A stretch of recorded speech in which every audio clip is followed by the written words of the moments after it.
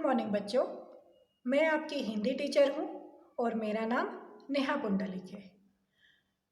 तो चलो बच्चों, हम आज से अपनी पढ़ाई प्रारंभ करेंगे। हम सबसे पहले हिंदी व्याकरण पढ़ेंगे।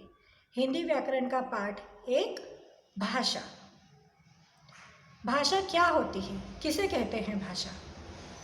आपने देखा होगा क्लास में जब आप लोग बातें करते हैं तो आपकी मैम आपको मना करती है, बेटा बातें मत करो।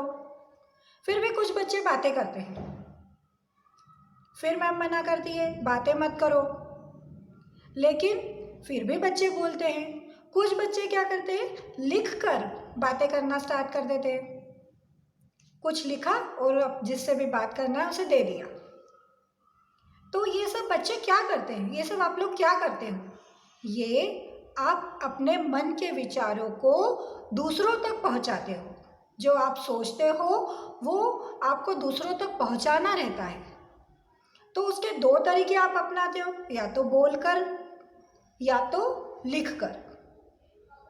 ठीक है, अब हम चित्रों द्वारा कुछ समझेंगे। आइए देखिए चित्र नंबर 1। चित्र नंबर 1 में पहले चित्र में 2 बच्चे आपस में बात कर रहे हैं। ठीक है, अब चित्र नंबर 2। दूसरे चित्र में एक लड़की फोन पर बात कर रही है। मतलब ये दोनों बात कर रहे हैं, एक बोल रहा है एक सुन रहा है। ठीक है, और चित्र नंबर 2 में ये लड़की बोल रही है या किसी की बात सुन रही है। ठीक है, तो एक लाइन तो ये हमें समझ में आई कि बोलकर या सुनकर। अब तीसरे नंबर चित्र में देखिए, चित्र में एक बच्चा कुछ लिख रहा है। ठीक है, और चित्र नंबर 4 में एक लड़की पुस्तक पढ़ रही है। दूसरी लाइन हमें यह समझ में आई इन चित्रों को देखकर कि लिखकर और पढ़कर। ठीक है, तो हमें यह समझ में आया कि भाषा को हम 2 तरीके से समझ सकते हैं, बोलकर और सुनकर, लिखकर और पढ़कर। ठीक है, तो भाषा किसे कहते हैं? भाषा की परिभाषा होगी जिस साधन के द्वारा हम अपनी बात या विचारों को दूसरों को समझाते हैं अथवा दूसरों की बात या विचारों को समझते हैं, वह साधन भाषा कहलाता है। ठीक है, दूसरी लाइन हम यह भी लिख सकते हैं, अपने मन के विचारों को, भावों को दूसरों तक पहुंचाने के माध्यम को भाषा कहते हैं। यह भी लाइन हम बोल सकते हैं। ठीक है, अब भाषा के रूप। भाषा के रूप, भाषा के कितने रूप होते हैं? भाषा के 2 रूप होते हैं। कौन से? पहला आता है मौखिक भाषा, दूसरा आता है लिखित भाषा। ठीक है, अब मौखिक भाषा किसे कहते हैं? जब बोलकर और सुनकर हम अपने विचार दूसरों तक पहुंचाते हैं तो उसे मौखिक भाषा कहते हैं। मौखिक भाषा के उदाहरण क्या होंगे?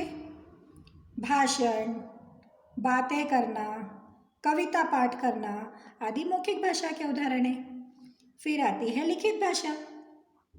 लिखित भाषा में क्या आएगा? लिखकर या पढ़कर।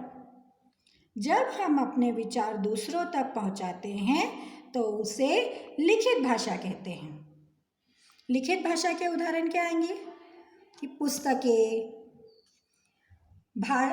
जो भी हम भाषण लिखते हैं, लिखने के बाद जब उसे पढ़ते हैं, वह भाषण, ग्रंथ, समाचार पत्र आदि ये सब लिखित भाषा के उदाहरण हैं। ठीक है, अब भाषा को लिखा भी जाता है। ठीक है, संसार में अलग अलग भाषाएं बोली जाती है। देखो यहाँ लिखा है, संसार में विभिन्न भाषाएं बोली जाती है। जैसे चीन में चीनी, जर्मन में जर्मन, अमेरिका तथा इंग्लैंड में अंग्रेजी। फ्रांस में फ्रांसीसी आदि ऐसी कई देशों में कई भाषाएं बोली जाती है। ऐसे ही हमारे देश में भी कई भाषाएं बोली जाती है। हमारे देश भारत में विविध मतलब कई प्रकार की भाषाएं बोली जाती है। जैसे महाराष्ट्र में मराठी, गुजरात में गुजराती, कर्नाटक में कन्नड़, पंजाब में पंजाबी, बिहार तथा उत्तर प्रदेश में हिंदी आदि कई भाषाएं बोली जाती है। हिंदी हमारी राष्ट्रभाषा एवं राजभाषा भी कहलाती है। ठीक है, ये तो सभी को पता है। राष्ट्रभाषा मतलब हमारे राष्ट्र की भाषा और राजभाषा मतलब जिस भाषा के अंतर्गत सारे सरकारी काम काज होते हैं उसे राजभाषा कहते हैं। ठीक है, अब इन भाषाओं को लिखने का तरीका भी होता है। अंग्रेजी भाषा लिखने का तरीका अलग होता है, हिंदी भाषा लिखने का तरीका अलग होता है, उर्दू भाषा लिखने का तरीका अलग होता है, पंजाबी भाषा लिखने का तरीका अलग होता है। तो ये भाषाओं के जो लिखने के तरीके अलग अलग होते हैं इसे लिपि कहते हैं। ठीक है, प्रत्येक भाषा को लिखने का तरीका अलग अलग होता है और इस तरीके को लिपि कहा जाता है। इसकी परिभाषा क्या होगी लिपि की? भाषा को लिखने के लिए जिन चिन्हों का प्रयोग किया जाता है उन्हें लिपि कहते हैं। ठीक है, आया समझ में? ठीक है, आज हम इतना ही पढ़ेंगे, भाषा और उसकी लिपियां। ठीक है, अब मैं आपको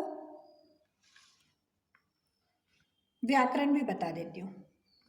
ठीक है, व्याकरण किसे कहते हैं, क्या होती है ये व्याकरण, क्यों पढ़ रहे हैं हम, व्याकरण पढ़ने की क्या आवश्यकता है? हिंदी तो हमें आती है, फिर व्याकरण क्यों पढ़े? व्याकरण किसी भी भाषा की व्याकरण भाषा को लिखने, पढ़ने और बोलने का शुद्ध मतलब सही तरीका सिखाती है। भाषा को सही रूप से सीखने के लिए व्याकरण का ज्ञान होना आवश्यक होता है। जैसे आप मुझे कहोगे कि मैडम आपके अक्षर समझ में नहीं आ रहे हैं, तो ये सही वाक्य है। इसी को आप गलत तरीके से यदि बोलोगे मैडम आपका अक्षर समझ नहीं आ रहा है, तो ये गलत है। क्यों? क्योंकि इसमें गलत व्याकरण प्रयोग की गई है। ठीक है, तो व्याकरण भाषा को शुद्ध रूप से लिखना, बोलना और पढ़ना सिखाती है। जैसे उदाहरण के लिए, मैंने दिल्ली जाना है, तो ये गलत है। मैडम मैंने थोड़े, मुझे आता है। तो ये आपने इसलिए पहचाना क्योंकि आपको व्याकरण आती है। हम हिंदी पढ़ रहा हूँ, मैं हिंदी पढ़ रहा हूँ या हम हिंदी पढ़ रहे हैं। हाथी पानी पी रही है, हाथी तो पुल्लिंग है, तो रहा है आना चाहिए, है ना? तो ये सब व्याकरण भाषा को शुद्ध रूप से लिखना और पढ़ना सिखाती है। इसकी परिभाषा होगी, व्याकरण वह शास्त्र है जो भाषा को शुद्ध रूप से लिखना, पढ़ना और बोलना सिखाता है। ठीक है, अब हम देखेंगे आज हमने क्या सीखा, क्या पढ़ा। हमने सीखा, भाषा वह साधन है जिसके द्वारा हम दूसरों के विचारों को समझते हैं तथा अपने विचारों को दूसरों तक पहुंचाते हैं। भाषा के दो रूप होते हैं, मौखिक भाषा और लिखित भाषा। हिंदी हमारी राष्ट्रभाषा एवं राजभाषा है। भाषा को लिखने के लिए प्रयोग किए जाने वाले चिन्ह लिपि कहलाते हैं। व्याकरण वह शास्त्र है जो भाषा को शुद्ध लिखना, पढ़ना और बोलना सिखाता है। प्रत्येक भाषा को लिखने का तरीका अलग होता है। लिपि द्वारा ही ज्ञान विज्ञान एक पीढ़ी से दूसरी पीढ़ी तक पहुंचाता है। ठीक है बच्चों, आज हमने सीखा भाषा। इस वीडियो को आपको अच्छे से देखना है, समझना है। आपको यदि कुछ समझ में नहीं आता है, कुछ डाउट है, तो आपको ये मुझे फ़ोन पर या व्हाट्सएप पर पूछना है। ठीक है, आज के लिए इतना ही। धन्यवाद।